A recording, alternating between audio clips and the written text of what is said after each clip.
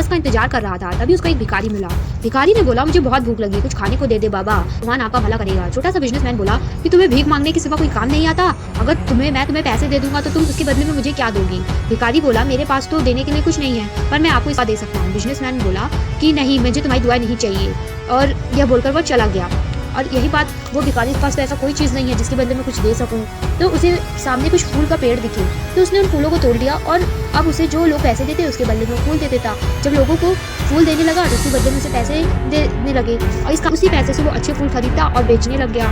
ऐसे धीरे धीरे उसका बिजनेस अच्छा चल गया। इस तरह से वो फूल का बिजनेस। एक दिन की बात है, वही छोटा सा बिजनेसमैन किसी काम के लिए जा रहा था, तो वो वहीं से गुजरा। तभी उसको भिखारी ने उसे पहचान लिया और बोला, आपने मुझे पहचाना नहीं? छोटा बिजनेसमैन बोला, नहीं भाई, मैं आपको नहीं जानता, आप कौन हो? वो नहीं, आप बड़े परेशान लग रहे हैं, कोई बात है? तो छोटे बिजनेस भाई, मेरे बिजनेस में लॉस हो गया है, भगवान के मंदिर जा रहा हूँ, उनसे दुआ करने, शायद कोई चमत्कार हो जाए। फूल वाला बोला, फूल लेते जाओ, भगवान को समर्पित करना। छोटा बिजनेसमैन बोला, अरे भाई, मेरे पास तो अभी पैसे नहीं है, तो मैं तुम्हें क्या दे दूँ? तो उस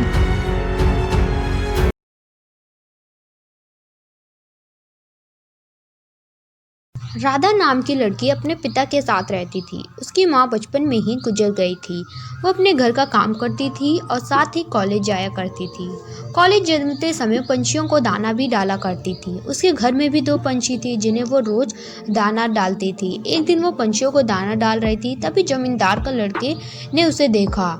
जमींदार ने राधा के पिता से बात करके अपने बेटे की शादी करा दी। राधा अपने साथ पिंजरे के 2 पंछी ससुराल लेकर आई। उसकी सास उन पंछियों को बिल्कुल पसंद नहीं करती थी।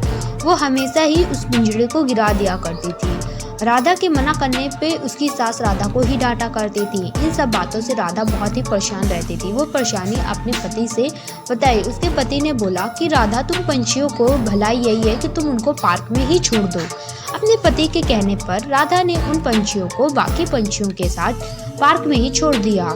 अब उसकी सास को पता लगने पर उसे बहुत गुस्सा आया। वह राधा को उसके मायके छोड़ने के लिए जा रही थी, क्योंकि उसने उसका कहना नहीं माना। और जब वो रास्ते में जा रही थी तो कुछ चोर राधा की सास के गहने चुरा रहे थे।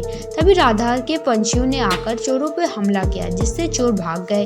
इसके बाद राधा और सास घर लौटे आए और राधा की सास की सोच अब पंछियों के प्रति बदल चुकी थी।